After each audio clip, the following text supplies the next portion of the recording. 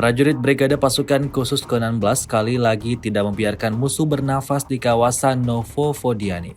Rekamannya beredar di aplikasi perpesanan Telegram pada Senin 9 Desember 2024. Tak peduli siang ataupun malam hari, militer Rusia terus bekerja sepanjang waktu.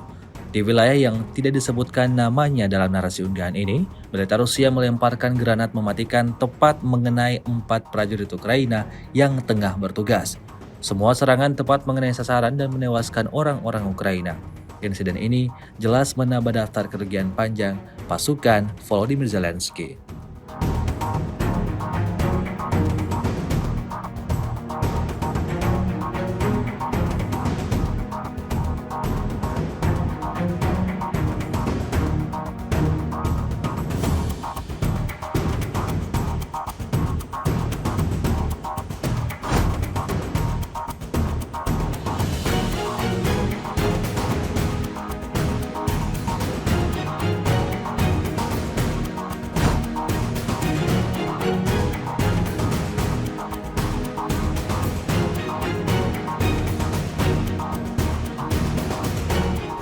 Download Tribun X sekarang, menghadirkan lokal menjadi Indonesia.